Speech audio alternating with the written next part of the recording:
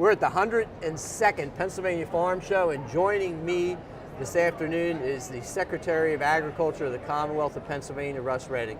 Thank you so much for sitting down and having a conversation with me. Honored to be here. As we were talking just before we went on camera, I was reflecting on the preparation that goes into someone being an exhibitor here, particularly animals. Yeah. It was about 5 degrees a few days ago. Right now we're experiencing a heat wave, it's above freezing. And my daughters are out there in the barn, bundled up in an unheated barn, and they're trying to get their sheep ready for show time. How much of that behind the scenes do you get to see? Maybe you've experienced it personally, the kind of work that goes into getting an animal or a project or an exhibit ready for the farm show. Yeah, it's sort of the untold story, right? Everybody comes in here and you think it's nice and they're nice and clean, and it just sort of arrives here in a nice 8x8 pen and everything's fine. That's not the way it works, right? It's all of the lead up time, not just in the last couple of weeks of getting final prep for the farm show, but all of the months and months that go into the selection of animal. You've got, kids who go through this exercise of, okay, I'm going to be on the show circuit, which then commits you to certain things, which gets you to certain testing requirements, on and on. And that's what's in the barns here at the farm show. So we see, this final product of an exhibit, of an animal, of something else, some other 4-H product. Just know that there are a lot of time and very huge commitment there. Sure. I'm walking into the barn and I followed them in a few minutes after they got started, in the scarves, the hats, the whole 9 yards, bib overalls, getting ready and working on the animal. Now, we had brought the animal in off the field. There were some transitional things that went on. I mean, I knew this was coming, and I'm sure they knew it was coming, but it was something that they were enjoying doing. Yeah. All right, they had their stand set up, and I was facing the animal, and the animal was wrestling a little bit, so I was just humming a little tune. I'm not sure if it made it better or worse, but they knew this work was coming, and they knew this pressure was coming, and they were fully accepting of it. Yeah. I didn't have to ask them to go out there. Right. They knew there were certain times they had to take care of them, and the level of preparation. It's a character builder. Pennsylvania agriculture is about that, work ethic. Listen, that's the story, right? I admire these 4-H and FFA members and who are in these projects and the extra commitment, right? You didn't have to tell them to go to the barn, right? They knew that they had a responsibility for that animal. The prizes are given out in the barns back home. Yeah. I said, I don't know how this is going to turn out for you, whether it's going to be a first or a 6th place ribbon, but your character that you're developing and your work ethic and your commitment is going to carry you through life. Now, we are gentlemen farmers, truth be told. That means we enjoy what we're doing as we're losing money doing it. So we've got a handful of sheep, some alpaca, the perfunctory chickens and ducks and things like that. But rewinding backwards just a little bit more, these last couple weeks were really, really brutal. Yeah. And we don't have heated troughs on our farm. And they are carrying those 5-gallon buckets out there, and we're talking 18-year-old, I have 5 daughters, 18 years old, and we had a 15-year-old, a 12-year-old, and even the 9-year-old was carrying some stuff out there. So, I mean, they're hauling this stuff out there, and it's like, if you leave the door open in 0-degree weather for more than a few seconds, someone's yelling, but they went out there, and they were working with their animals out in the field. And so it's bigger than even farm show prep. It's a lifestyle that can be really tough. Yeah, listen, it can be therapeutic. It can be incredibly difficult. What we find are folks who are doing it, you really want to do it, right? You really have a passion for ag, for the care of those animals, the companionship of those animals, all of those life lessons that come from the owning livestock and being in competitive environments and show rings, but really appreciate when people do it. We just walked by a ring, and the alpaca were over there, and they were dressed in costumes, and since we have alpaca, my daughters are kind of riveted looking down there. There's a little bit of an irony, I think a little disconnect in terms of the average person and the ag person, because I've had several neighbors say to me, is that alpaca warm enough, out there? And then the sheep, are they warm enough out there? I mean, it's really, I said, there's actually a reason why they're out of the barn right now, like rolling around. If you're an alpaca and your fiber has significantly more insulating value than wool. That's really where you want to be. I said, now the time to check with us whether the animals are having a problem or not, come around July or August. And if we don't have them shorn. But yeah. So the doors open here, and people get to experience that window and opportunity and ask questions and interact. Yeah. And I'm going to guess that their appreciation for agriculture rises once they enter this complex. That's the goal. This is 1 million square feet of classroom, right? For 8 days, you get a chance to come in here, and things that most will maybe drive by or are completely unaware of. They get a chance to see it here, to touch it here, to feel it, smell it, look at it, and really try to understand it. So if we can do one thing, and that's connecting those who are in the business of ag with those who are, we're feeding and they're in the community who maybe have heard about agriculture but really don't know about it, they're generationally removed, we put them together here. Talk to us just for a minute about the international reach of this farm show and the rodeo and the events that go on around this complex. I know we've had contestants from all over the world, and I know the ag influence of Pennsylvania reaches worldwide as well. Yeah, it's sort of an international spot for agriculture in January. We have embassies that come up from Washington, D.C., the agriculture attaches. There's a lot of discussion about what's happening in trade and negotiations. We have some of those folks here over the weekend. They'll be here throughout the week. But you also have companies here that reach international, and some of their sales representatives and folks are here to get a sense of this show and who's here, but also it's a good test of what consumers are interested in. So it's good. Who are we competing against, Russ, just for a moment here, not only in global, but other states? In Pennsylvania, hardwoods, they're top shelf. We've got a very significant dairy industry in Pennsylvania, field crops, apples, peaches. Who are our competitors out there? And maybe a little inside window, some come in here trying to figure out how they're going to gain an edge on us and how well we're doing or how efficient we are. Yeah, so our competitors, if you're in the livestock, excuse me, in the livestock sector, that could be dairy or any of the protein components. You're New York, you're in the neighborhood. Maryland is decent in terms of poultry and beef cattle. Ohio and points west in the beef industry. Equine is certainly further to the south. But there are domestic competitors. Internationally, Canada is a significant competitor. There also happen to be our #1 export destination. $1.2 billion go into Canada. Mexico, so that NAFTA piece is pretty important to us, but it doesn't stop there. I mean, the Asian countries are important, Europe's important. The hardwoods, it's going to be China, is a really big and significant buyer. That's pros and cons to that. Number one purchaser of Pennsylvania hardwoods. #1, right? Yeah. So, but it's one of the stories. You've got to compete in this business too, because there's nothing guaranteed here. There's not a guaranteed market, right? Consumers have all kinds of options, and trying to make sure that at least our neighbors in Pennsylvania understand what's here and why do we invest in animal health and why we invest in land, farm, and preservation. All of that's embedded in this question of agriculture's importance. Where do you think we are in terms of the state of Pennsylvania agriculture, the health of it, whether we're talking about some of the diseases out there literally in terms of the health of it, or spotted lanternfly? Does the future look bright? Somebody wants to get in agriculture in Pennsylvania, and they're saying, can I make a living at this?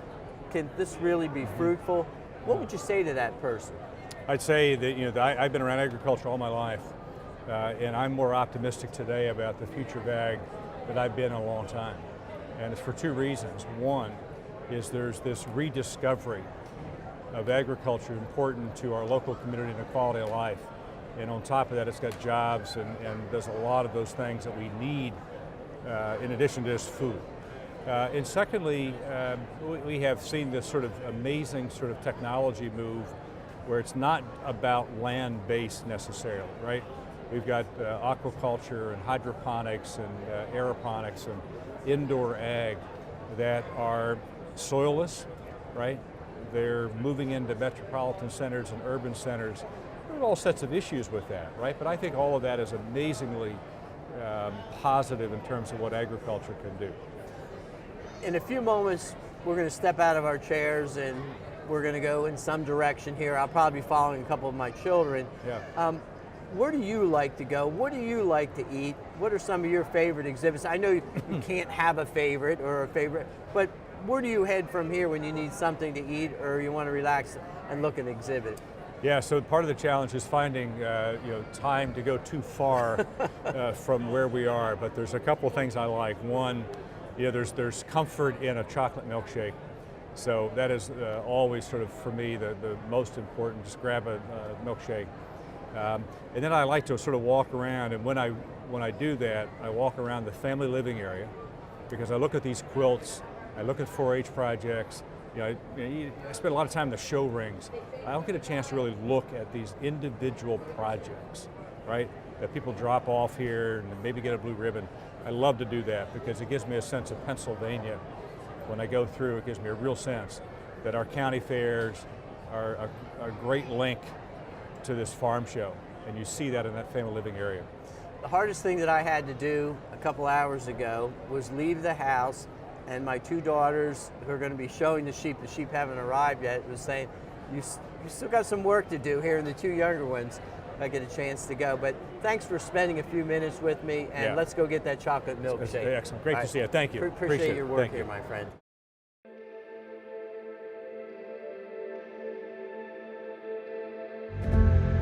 Pennsylvania agriculture is diverse. That diversity is our strength. Over 58,000 farms in the state, with nearly 500,000 working in agriculture, seeding Pennsylvania's economy with tens of billions of dollars. A top 5 producer in the nation of more than 10 agricultural commodities. It is intertwined in our communities. The fabric of Pennsylvania, each strand unique, each contributing to agriculture and to our Commonwealth.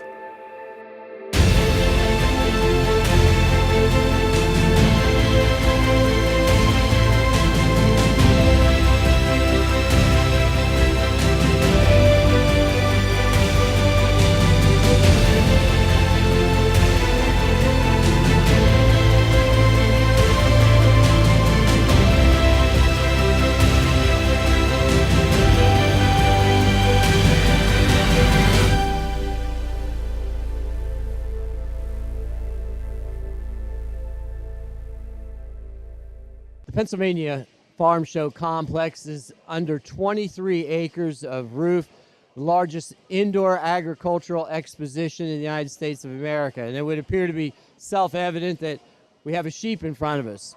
Though when I spoke with Hannah and Glory on several occasions, we had people ask, what are the goats' names? These are Cheviot sheep, and handling the sheep and getting ready and preparing them for competition on Saturday is Hannah and Glory Gillen. And so, Hannah, this is your sheep, and what did it take to get this thing from field to show in terms of readiness? It took a lot of washing and drying and washing again and blow drying again. It took a lot of carding and currying and trimming her up. It took several long hours. In terms of the work ethic that's involved, now the last couple weeks have been brutal weather-wise, and it's been something akin to 5 degrees out on the farm. What do you think the temperature inside the barn was? Was it much higher than 0 or 5 degrees? No, it was not much higher than that. Their barn is not heated. And so when you decide that you're going to compete in the Pennsylvania Farm Show, it being January, you really don't know quite what to expect. Now, I saw this animal out in the field. It's hard to believe it's the same animal. But you know what? It looks a lot like the other animals around here now because countless hours go into this. You're part of a 4-H club in what county? Berks County 4-H Sheep and Lamb Club. What are some of your responsibilities? I think for a lot of people, they've heard the name 4-H, but they really don't know what does that mean, what goes into being a member of 4-H. A lot goes into it. It's a lot of character, a lot of work ethic. For our club, personally, it's a lot of work. You choose a sheep or sheep that you want to use to show, and then you take them to the fairs, get them ready. It's a lot of teamwork, even with members of the club. It's kind of like having an extended family, the club. What was it like for you and Glory to go into a Robinson Elementary School, for example, and there were hundreds of students that you eventually talked to, and sharing the details of owning a sheep and preparing a sheep? What did that feel like? I think you probably the first time you did it around 15 years old. It was really neat. They had a lot of questions, most of which I could answer. They wanted to touch them and feel them, see the equipment that I had, and see the feed, ask if they could eat it. They really did enjoy the sheep, though. Some of them had never even seen them before, which that's a great way to educate the public about sheep. I imagine that the public doesn't know how much work goes into prepare an animal, but let's take it back and rewind. There's a veterinarian has to come out. There's paperwork involved. There's a check that happens before you can bring the animal into the barn. Could you give us a little bit of the background prior to you get into this building? Well, first we have to have the vet come out, and he has to do a wellness check on them, make sure they're good. And if they need a rabies vaccination, which that's required by law for a breeding sheep to have rabies vaccination, they have to have that. And then you get the health papers together, make sure you have all your pedigree papers with you. And then coming to the farm show, we stop at a health checkpoint, which the kind veterinarians come out and they take a look in the back of your excursion, which is what we put the sheep in. And they come out and make sure everything's all right. They give you this card, and then you come in, check your sheep in, get everything unloaded, and get ready to work. It's a lot of work on an everyday basis out in the field, especially when you've got frozen buckets out there and feed has to be carried out and hay bales have to be hauled around. Did you ever have any idea there was going to be this much work? I think I had some idea, but not probably until I got fully into it did I realize how much work it was going to be. But I still like it, no matter how much work there is. One closing question and a remark. Tell us a little bit about the camaraderie of the various contestants. I get the impression when I'm in this barn and I see you all out there, you're not competing against one another, you're competing with one another. There's a real affinity within the club and the extended community in agriculture in Pennsylvania, is there not? Yes, there is. It's easy to tell that when you're out there in the show ring, you know that you're out there with other fellow competitors, which we're not really competing against one another, we're competing with one another. It's all about teamwork and everyone doing their best, and that's what's put into everything that goes on here. Let me ask Glory just one quick question, because just a relative few minutes ago, another farm family came over here. They had an extra animal, and they didn't have anybody to handle that extra animal out in the ring. What's it like handling somebody else's animal? Is it any more difficult? Do you get a little bit anxious in a situation like that? Well, it depends on the animal. Sometimes if it's like a bigger animal, you could be nervous that you'd lose it, or like the animal knows its handler, so it might know that, oh, you're not my owner and like I don't like you. So it's sometimes difficult. Good.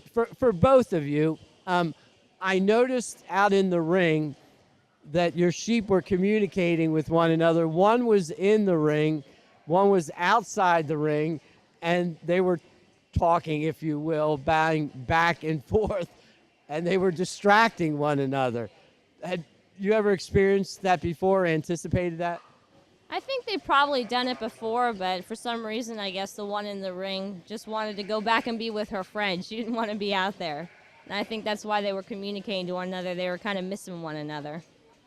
For both of you, I have never competed at this level in terms of animals, but when you're out there and it's just you and the animal is not quite cooperating with you, and it doesn't matter whether it's cows or sheep or goats, they have a mind of their own and they have a body mass of their own. How tough is that, maintaining your composure while you're out there and the animal isn't doing exactly what you want? It can be very tough at times to keep your cool and stay calm because the animal's going to feed off of your emotions, so you have to be careful how you act out there. If you're upset, they're probably going to be upset, and if you're calm, then they'll probably be calm as well. Do you think, Hannah, that maybe it helps you in life to be a better person and to be patient and to really be understanding as you go down life's highway? Is this one of the lessons you'll carry with you from 4-H? I believe so, yes. I think it takes a lot of character and work ethic to do what we're doing here. There's, out of all the people in Pennsylvania, we're less than 1% that compete and come to the farm show each year with sheep and compete in clubs. Glory, just a couple places you've been before you came here to the farm show and some of the fairs that you've competed. We've been at Reading Fair and Kutztown and Ole Fair. What's your favorite fair? I know this is risky to say this. What do you think? I don't know. I like Kutztown and Ole is more like an old-fashioned type fair. There's more like, it's more agricultural based than like rides and games. I'll just close with a comment. You can weigh in if you like. I never had any idea until I came here the size, the bulk, the mass of some of these animals. And even on your own farm, there's rams that are 250 pounds. And when you're out there, and just a few minutes ago, there was an animal that got loose. I'm guessing that animal was north of 250 pounds. There was a certain amount of apprehension about corralling that animal. Have you gained perhaps a healthy respect for animals maybe that you didn't have just a few years ago? I think so, yes. I think you begin to respect them after you realize the power and the force that they have. It's a lot, especially for rams. They can push you around if you're not careful. Well, there's milkshakes, there's cheesesteaks, there's chicken parmesan. What do you think? Ready to head to the next building? All right, let's do it. I am very pleased to be in the goat area with Sydney Barnett. Sydney, you're going to teach us a little bit about goats today, all right? And I have to admit, I don't know a whole lot about them. Someone has told me they are escape artists and they can really get out unless you have good fencing. Could you educate us on that? Yeah, my one goat, Marge, she can jump so high. She can jump out one of the stall windows, like it's like this high, and she can jump up and out of it. Or sometimes if we have her in another pen, she'll jump onto something else and then jump up on the window. Or she'll like get a running start and run up. So I was correct. They can escape. Yeah. All right, just between us, have any of the goats escaped and ended up on somebody else's property? Yeah, my goat Kizzy, she got out and she went to our neighbor's driveway and we couldn't find her, but then she was eating flowers there, so. So that might be unpopular with the neighbors if your goats like to eat their flowers. What do you think? Well, they just moved in, so yeah, they weren't that happy, but they didn't really see it, I don't think. Now, I understand you have horses also. How new is goats and keeping goats for you? Pretty new. I've only had goats for this is like my 4th year. But before we watched somebody's goats. That's how we got ours. And then we said, let's get some goats. So then we got some goats. How many goats do you have? And have you shown yet? And will you be showing again? I have 3 goats. I haven't showed yet, but I'm going to show tomorrow. How many times have you showed in the past? I showed somebody else's goat for them last year, and then I think the year before that I showed mine. Now, my daughters have sheep, and sheep sometimes aren't cooperative once they get in the ring. Have you experienced the lack of cooperation on the part of goats? Yeah. And how do you remedy that? Yeah, you just kind of try to talk to them and stuff, but sometimes you just, like if they're in the ring and they start going crazy and they don't want to stay still, you can just try to like walk them around in a circle and see if they will. Usually that works. And these goats have names? Yeah. And why don't you tell us who they are? That's Kizzy. All right, Kizzy. And then the little one is her baby. Her name's Marjorie. And then the brown and white one, her name's Pennsylvania, but I call her Penny. People have unique personalities and idiosyncrasies. How about goats? What are some of the differences in their personalities? Well, Kizzy's really, really mean sometimes. And the baby Marge, she gets out a lot. She's the one that always jumps really high and gets out. And Penny's like really nice and shy. Now, we're relatively close to the goats, and I don't want them to hear this, so keep your voice down just a little bit. Do you have a favorite, and if so, why? Sometimes I do. Like some days, it kind of goes by. Like Right now, my favorite's probably like Penny because all the other ones are being kind of mean to her, so I feel bad for her. But then sometimes Penny like is kind of bad and she runs away and stuff. Like she'll run away when I try to bring her into her stall. So then other times it's Kizzy or Marge. It just depends. Is this your first Pennsylvania farm show? And if not, how many have you been to? Not as a participant, we heard that, but just a visitor. I don't know how many I've been to. I know I used to come here before I showed my goats. I don't know. Okay, so is it a little bit overwhelming in terms of all of these goats? I don't know, there's hundreds of goats here and a huge number of stalls, and to contemplate that I'm going to be competing out there in the ring against some very experienced people. Is that a little intimidating? Yeah, sometimes, but I mean, there's not much you can do about it. It's just a goat, so. All right, well, that's the spirit. How many animals did you start with? Where did you get them from? And will you be breeding? Where did they come from? I got my first goat from Brick Lane Stables. Clay and Aaron Hales, they own that. And then I got a second one from there. And then I bred my one Kizzy. I bred her, and then her baby's right there. And then I bred them again this fall/winter. And yeah, they're going to have babies this spring. Well, Kizzy will. How many baby goats do they have at a time, typically? Usually they have like 2 or 3, but then last year my goat only had 1. So. All right, we don't really know why, it just happens. If you were to give somebody advice right now about keeping goats or starting their own herd, what would you recommend? It's a good idea, you've had fun with it, or maybe you ought to consider something else? I think they definitely should do it. If they like goats, they should. But if they're like, oh yeah, goats are cute, but they're not actually gonna like take care of them, they just want to like have them as a pet, then maybe they should get like a hamster or something, because goats are kind of a lot of work. How many siblings do you have, and do they help with the goats, or mom and dad? Is this a family project, or is this a you alone thing? It's pretty much me, but while I'm away at school or I do diving, I have that practice for that and play practice. A lot of times my mom and my dad will take care of them. My older sister, she does a lot with the barn and the horses, so she takes care of them a lot too. But yeah, everybody kind of helps. Couple closing comments and a question. You were outside these last couple weeks taking care of the animals, and it was pretty brutal weather this winter. What's it like for them? What's it like for you taking care of animals in 5-degree weather? It's really cold, and I think, I definitely wish it was warmer. I think they do too. They have a lot of hay in their pen, though, to cuddle up with. But it was pretty windy. They don't like that. They eat the snow sometimes, though, so I guess they like that. So does my 4-year-old daughter.